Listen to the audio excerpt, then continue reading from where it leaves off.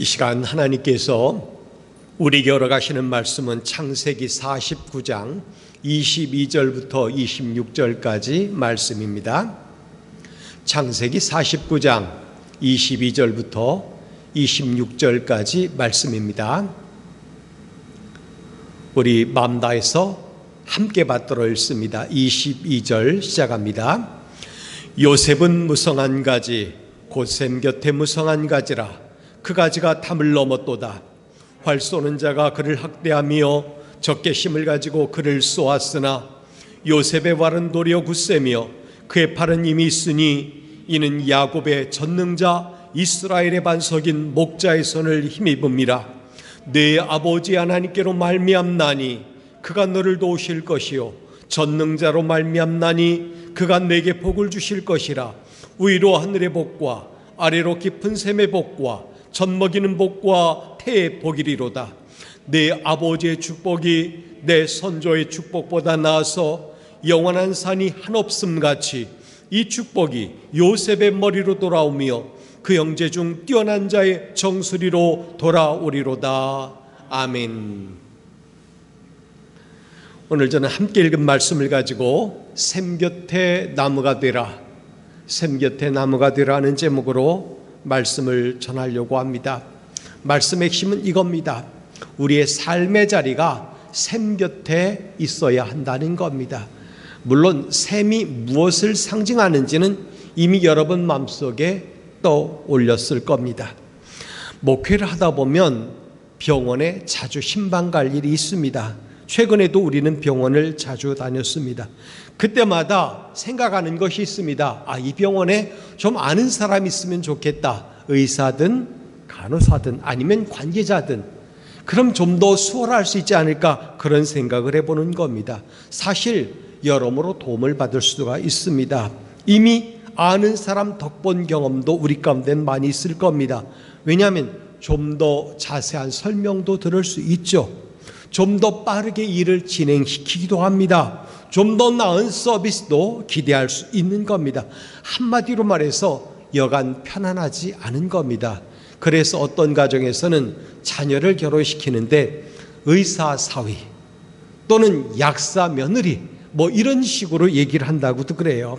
너무 큰 걸 기대하는 건 아니겠지만 옛말에 이런 말이 있습니다. 사람은 큰 사람 덕을 보고 산다 라는 말이 있어요. 큰 사람 덕을 보고 산다는 거예요. 소위 후광이라는 게 있다는 겁니다. 후광. 선친의 후광을 입어서 또는 스승의 후광을 입어서 좀 더 나아지는 그런 경험을 얘기할 때 후광을 입는다라고 말하는 겁니다. 그러다 보니까 이 후광을 만들기 위해서 줄 서는 거예요. 그렇게 줄 서게 하는 사회가 되고 마는 겁니다. 누구에게 줄 서면 승진이 빠르고, 누구에게 줄 서면 출세하고, 누구에게 줄 서면 일이 좀 더 잘 된다라고 말하는 겁니다. 전 오래전 목회지에서 도지사 선거 때 줄을 잘못 섰다가 좌천을 당한 공무원을 여러 명 본 적이 있습니다. 어리숙한 질문이었지만 줄 안 서면 안 되느냐 그랬더니 선거 때가 되면 줄 세운다는 거예요. 줄 서지 않으면 불이익을 당한다는 겁니다. 그러다 보니까 자기에게 좀 더 유리한 사람이 누군가 생각하고 그 사람 줄에 선다는 겁니다. 오죽하면 요즘도 문심, 윤심, 이심 이런 말이 들리겠습니까? 링컨 대통령의 아들 중에 로봇이라고 하는 이름을 가진 분이 있습니다. 아주 유명한 분인데 변호사요, 장관이요, 외교관을 역임한 그런 사람이에요. 한마디로 명망이 있는 사람이었습니다. 아버지 후광이 대단했고 자기가 쌓아놓은 스펙이 있었기 때문에 사람들이 주변에서 부추기는 겁니다. 대선에 출마하십시오. 그러면 당선 가능성이 높습니다 라고 말을 하는 거죠. 그러나 그는 완강하게 거부합니다. 아버지의 후광을 거부하는 거예요. 사람들이 거부하는 이유를 묻습니다. 그랬더니 그가 하는 말이 이런 말이에요. 왜 나더러 금박칠한 백악관에 들어가라고 하느냐. 사실 거기는 지옥이다. 그런 얘기를 하는 거예요. 복마전이라는 겁니다. 인도의 유명한 국부라고 일컫는 간디가 있지 않습니까? 그의 장남이 있는데 아버지의 후광을 입고 각종 이권에 개입을 했습니다. 돈을 긁어 모았습니다. 방탕하게 생활을 했습니다. 결국 알코올 중독으로 죽고 맙니다. 그렇게 되었어요. 일전에 우리나라에서도 이런 비슷한 일이 많이 만들어졌습니다. 어떤 분은 마약을 복용한 혐의로 감옥을 드나들었고, 또 어떤 분은 아버지의 후광을 입고 이권의 개입에다가 사법 처리를 받아 형무소에 들어간 적도 있습니다. 여러분, 숲에 들어가 본 적 있습니까? 잘 보면 큰 나무 아래서는 작은 나무가 제대로 자라질 못합니다. 자연은 후광을 세상처럼 해석해 주질 않아요. 오히려 후광을 입는 것이 얼마나 허탄한지를 보여줍니다. 성도 여러분, 사람을 배경 삼아 잘 되려고 하지 마시기 바랍니다. 성경은 분명히 지적하길 돌림이 없는 인생 의지하지 말라 그랬거든요. 그럼에도 불구하고 이 세상은 자꾸만 부추겨요. 사람 의지해라, 저 사람 붙잡아라, 저 사람 뒤에 서라, 그러는 거죠. 여러분, 우리는 예수 믿는 사람이고 하나님의 자녀예요. 이미 하늘복이 예정되어 있는 사람이라고 한다면 우리는 전능자의 손에서 잘 되는 비전을 품어야 돼요. 금년 안에 하나님의 품 안에서, 하나님의 손 안에서 잘 되는 저와 여러분이 되길 바랍니다. 세상이나 큰 사람의 후광을 입고 잘 되려고 하는 생각을 버리고 하나님의 손에서 크게 되는 진정 위대한 인물이 되기를 주님의 이름으로 축복합니다. 사실 우리 모두 하나님의 덕을 보고 사는 인생이에요. 오늘 본문에 보면 하나님의 덕을 톡톡히 본 한 사람이 나와요. 요셉이죠. 야곱의 임종 직전에 야곱이 그의 아들 요셉에게 복 내려준 말씀이 오늘 본문 말씀이거든요. 사실 오늘 말씀은 사랑받는 말씀이에요. 우리 모두가 사랑하는 말씀이라는 겁니다. 우리가 아는 대로 요셉은 야곱에게 있어 아픈 손가락이었습니다. 아버지의 심부름을 갔습니다. 순종함에 갔죠. 그런데 형들이 와서 말하기를 그 아들의 찢겨진 옷을, 피 묻은 옷을 내밀면서 하는 말이 뭐예요? 짐승에게 찢겨 죽은 것 같습니다. 그랬습니다. 아버지 마음에 슬픔이 되었죠. 아픔이 되었어요. 근데 죽은 줄만 알았던 그 아들이 살아있다는 겁니다. 그것도 거대한 제국 애굽의 총리가 되어 있다는 거예요. 요셉의 초청으로 애굽으로 이민을 갑니다. 모두가 가죠. 극적으로 상봉을 합니다. 그로부터 극진한 효도를 받죠. 그런 야곱이 이제 삶을 정리할 때가 된 겁니다. 야곱은 마지막으로 아들들마다 머리 위에 손을 얹고 복 빌어주며 그들의 삶의 미래에 대해서 얘기를 해줍니다. 그중 오늘 본문은 야곱이 요셉에게 복 빌어준 유언의 말씀입니다. 생각을 해보죠. 한때는 아픈 손가락이었던, 그러나 지금은 기쁨이 되었던 아들, 최고의 기쁨인 아들에게 어떤 마음으로 유언을 했을까요? 아마 주고 싶은 것 최대한 다 복 빌어줬을 거예요. 최고의 복을 빌어주고 싶었을 겁니다. 야곱은 그렇게 요셉을 축복해 주었습니다. 요셉에게 내린 축복을 보면 형통과 풍요가 담겨 있습니다. 우리 함께 요셉이 받은 축복이 무엇인지 좀 생각해 보죠. 맨 처음 아버지 야곱은 요셉에게 이렇게 말합니다. 샘 곁에 나무가 되라. 예, 요셉아, 너는 샘 곁에 나무가 되라. 샘 곁에 심겨진 나무가 되라 라고 복 빌어주었어요. 상식적으로 얘기를 해볼까요? 여러분이 나무를 심는다면 어디다 심겠습니까? 돌짝밭? 모래밭? 아니면 척박한 땅? 그렇지 않을 겁니다.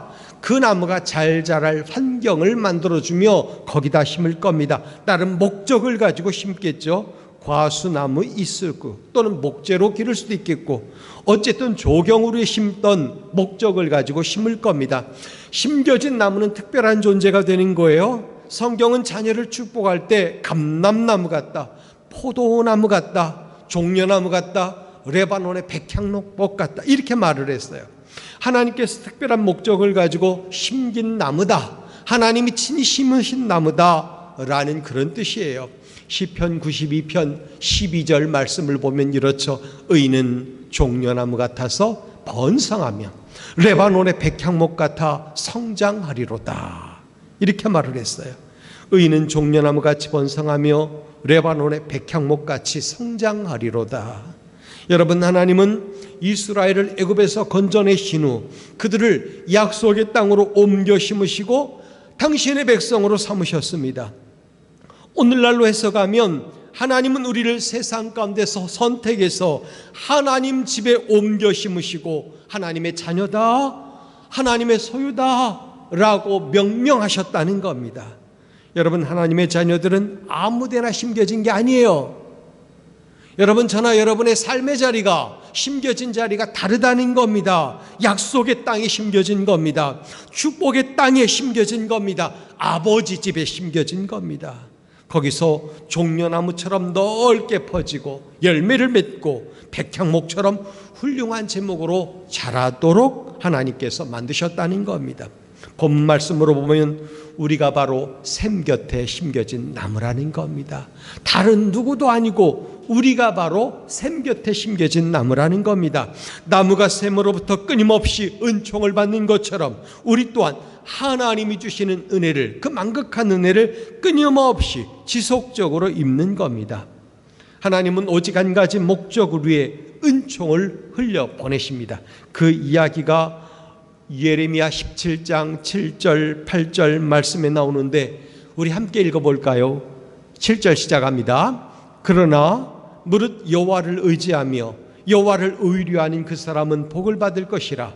그는 물가에 심겨진 나무가 그 뿌리를 강변에 뻗치고 더위가 올지라도 두려워하지 아니하며 그 잎이 청청하며 가무는 애에도 걱정이 없고 결실이 그치지 아니함 같으리라. 아멘. 여호와를 의지하며 의뢰하는 사람에게 복을 주시려고 끊임없이 은혜를 흘려주신다는 이야기입니다. 내가 샘 곁에 심겨진 복받은 나무로구나. 여러분, 이 사실이 얼마나 복이 됩니까? 얼마나 귀합니까? 은혜예요. 평생 샘 곁에 심겨진 나무가 되길 바랍니다. 하나님의 자녀라면 당연히 샘 곁에 심겨진 나무가 되어야 하는 겁니다. 성도 여러분, 지금 내가 심겨진 삶의 자리를 잘 살펴보시기 바랍니다. 여러분의 삶의 자리가 샘 곁인지 은혜의 장소인지 아니면 그걸 떠나 있는지 살펴보라는 겁니다. 그곳에 하나님이 흘려주시는 은혜가 지금도 계속 공급되고 있는지 보자는 거예요. 끊임없이 솟아나는 샘처럼 부족함 없이 그 은혜가 공급되고 있는 장소인지 보라는 겁니다.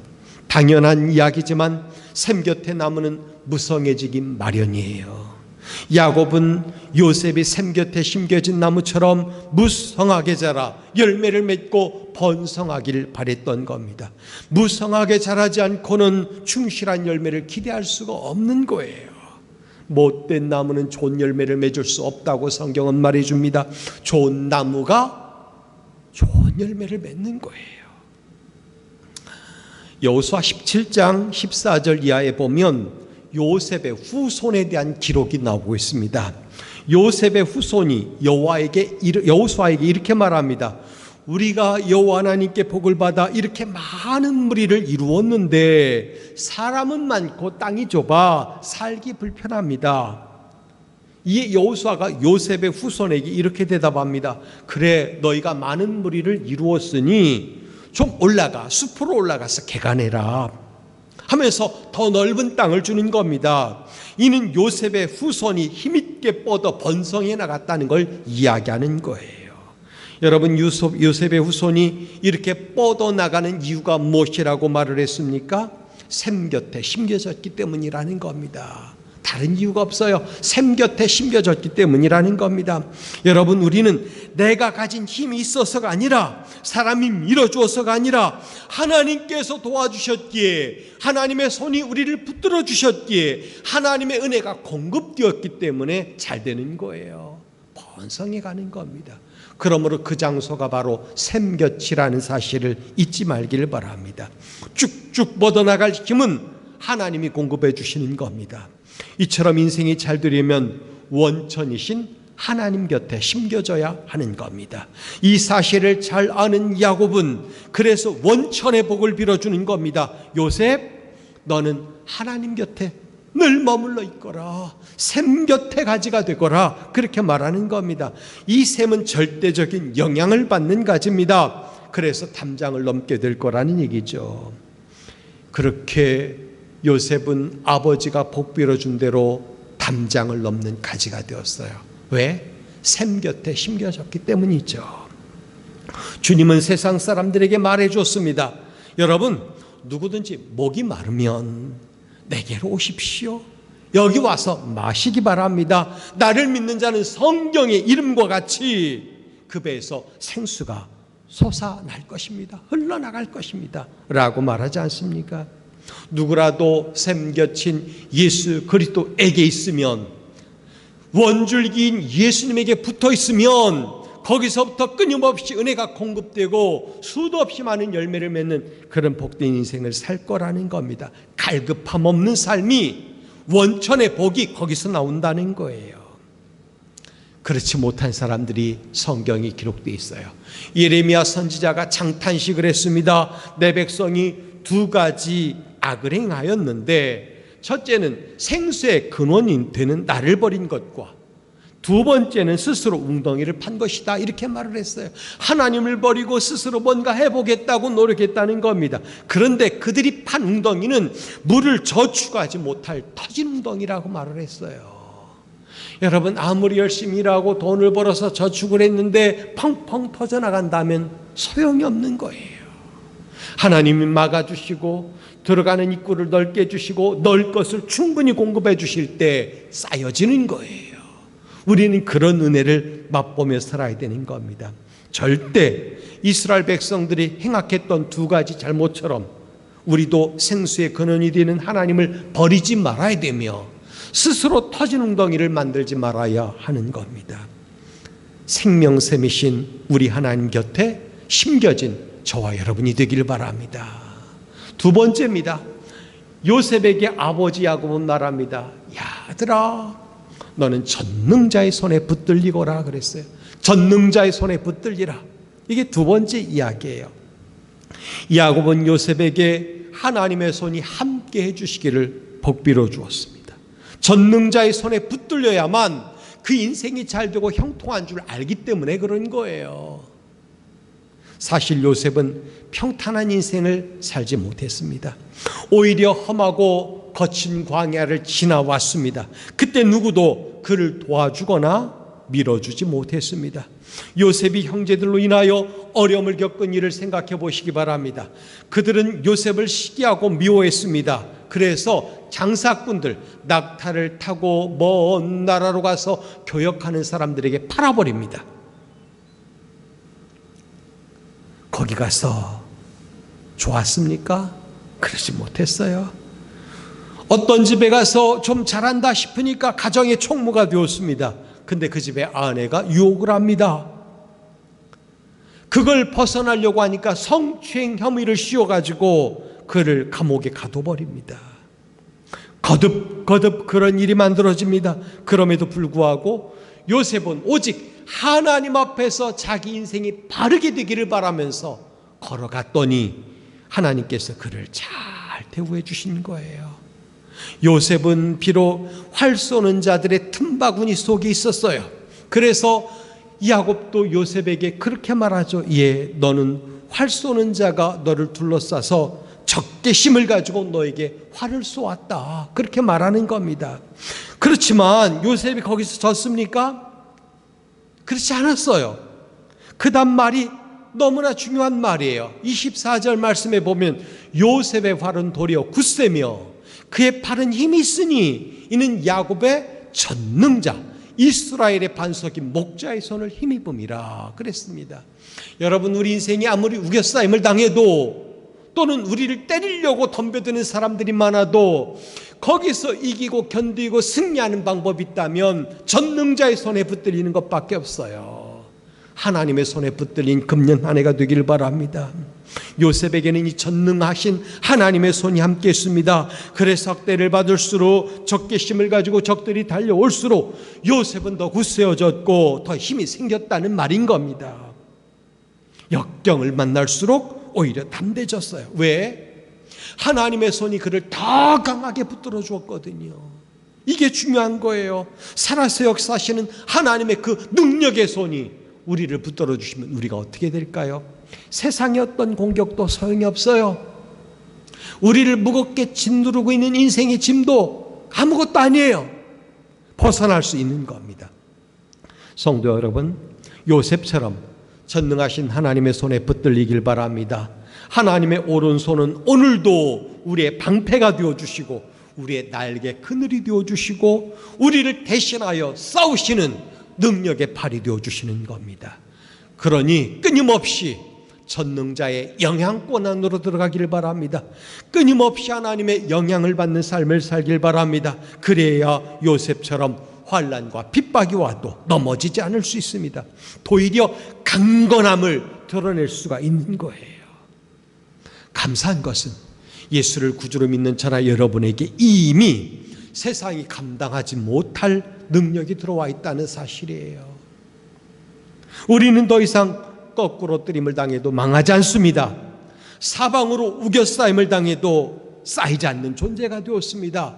성경이 이미 선포된 말씀이에요. 왜냐하면 능력이요 보배이신 주님이 우리 안에 우리와 함께 계시기 때문인 줄 믿으시기 바랍니다.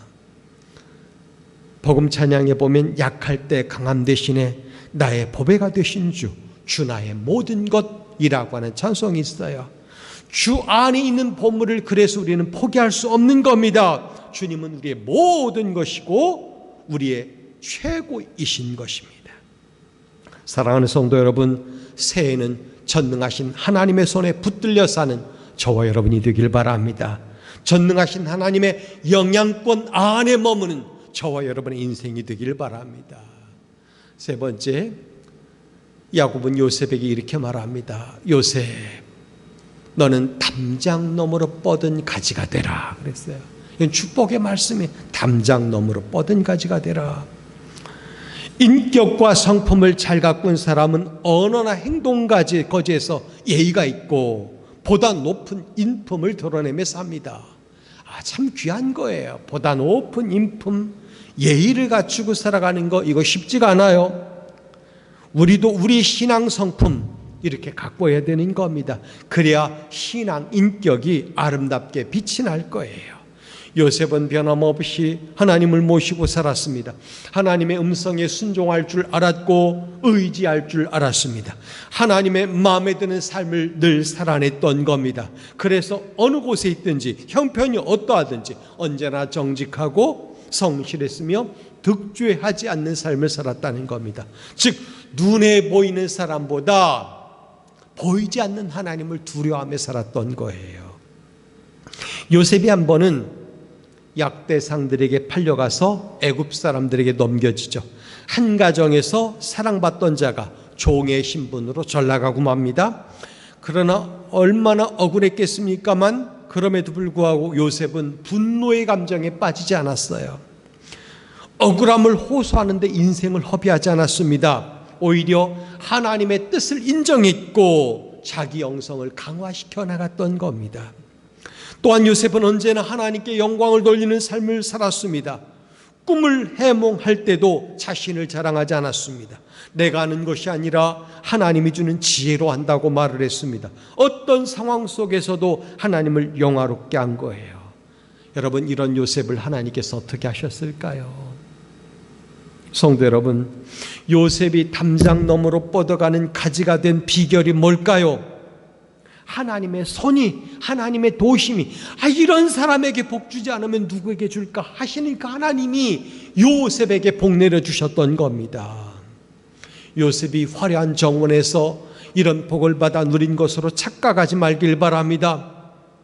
오히려 척박한 환경, 다른 도움으로부터 분리가 된 후에 담장을 넘는 가지가 된 거예요. 오직 하나님의 도움으로 그렇게 된 겁니다.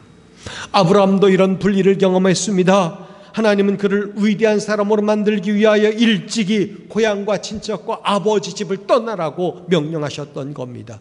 요셉도 이처럼 분리를 경험한 겁니다. 하나님은 그를 가족으로부터 나누어서 애굽에 보냈습니다. 그로 인하여 거대한 민족을 만들게 하기 위한 하나님의 섭리가 작동한 겁니다. 여러분, 우리도 때로는 나의 스승으로부터 분리되고, 또 때로는 나의 직장으로부터 분리되고, 또 때로는 나의 부모로부터 분리되고, 또는 나의 가진 경제로부터 분리가 되는 그런 경험을 할 수도 있습니다. 그러나 그 상황이 우리를 망하게 만드는 상황이 아니고, 오히려 하나님을 절대적으로 의지하며 하나님의 영향권 안으로 더 들어가게 만드는 계기가 되는 줄 믿으시기 바랍니다. 그렇게 될 때 우리가 비로소 담장 너머로 뻗은 가지가 되는 거예요. 나의 약할 때 하나님의 강함이 역사하는 겁니다. 나의 없을 때 하나님의 있음이 내려오는 거예요. 그런 충만하신 하나님의 은혜가 우리 삶에 끊어지지 않고 공급되는 겁니다. 우리는 하나님께서 우리를 왜 이 세상에 보내셨을까 생각하면서 하나님의 거룩한 뜻이 무엇일지 묵상하는 그런 삶을 살아야 돼요. 여러분, 요셉이 어떻게 담장 너머로 뻗은 가지가 될 수 있었을까요? 무엇보다 그는 그 인생이 샘 곁에 심겨진 나무였기 때문이고 천능자의 손에 붙들렸기 때문이에요. 그 결과로 담장 너머로 뻗은 가지가 될 수 있었던 겁니다. 성도 여러분, 우리는 이 시간 결단해야 됩니다. 내가 오늘 말씀을 듣고 무엇을 결정해야 될까 생각해 보시기 바랍니다. 첫째로 여러분, 샘 곁에 심겨진 나무가 되기로 결정하시기 바랍니다. 은혜의 샘이신 예수 그리스도, 그 은혜의 장중에 머무는 그런 삶을 살기로 결정하길 바랍니다. 그리고 어떤 경우라도 하나님의 손에 붙들린 삶을 살기로 결정하시기 바랍니다. 다른 손에 붙들리려고 하지 말길 바랍니다. 다른 손은 바람과 같아요. 바람과 같아요. 아주 오래전 중국에 선교를 갔을 때 아주 먼 길을 가게 되었습니다. 차를 타고 일직선으로 뻗은 길을 가는데 끝이 없습니다. 옥수수밭을 지나는데 그 옥수수밭이 끝이 없어요. 바람 잡고 싶었습니다. 창밖으로 손을 내밀고 그 바람을 잡으려고 모았지만 단 한 번도 바람을 잡을 수 없었던 거예요. 세상은 바람과 같은 거예요. 아무리 잡으려고 해도 잡혀지지가 않아요. 그러나 우리가 손 내밀어 하나님의 손을 붙들기 원하는 그 순간 따사롭고 충만하며 은혜가 공급되는 손길이 우리를 붙들어 주실 겁니다. 그 손에 의지하길 바랍니다. 그렇게 되면 우리 인생이 비로소 담장 너머로 뻗은 가지가 되는 거예요. 금년에 우리를 충만케 하시며 복 주시는 하나님의 능력이 저와 여러분의 삶을 기존의 영역을 뛰어넘는 축복의 한 해로 우리를 확장시켜주는 그런 경험을 누릴 수 있게 되길 주님의 이름으로 축복합니다. 기도하겠습니다. 거룩하신 아버지, 감사합니다. 새해는 샘 곁에 심겨진 나무가 되게 하여 주옵소서. 예배의 자리, 말씀을 나누는 자리, 기도의 자리에 머물게 하여 주시고 이런 시간을 점점 늘려가는 우리 모두가 되게 하여 주옵소서. 새해는 전능하신 하나님의 손에 붙들리게 하여 주옵소서. 그 손을 힘입어 더 힘있는 삶을 살아가는 저희들 되게 하여 주옵소서. 아버지, 새해는 담장 너머로 뻗은 가지가 되게 하여 주옵소서. 공급하시는 하나님의 힘, 그 은혜로 쭉쭉 뻗어 가정에서와 직장에서 그리고 이 땅에서 복을 만들어가는 주인공들이 다 되게 하여 주옵소서. 예수님의 이름으로 기도하옵나이다. 아멘.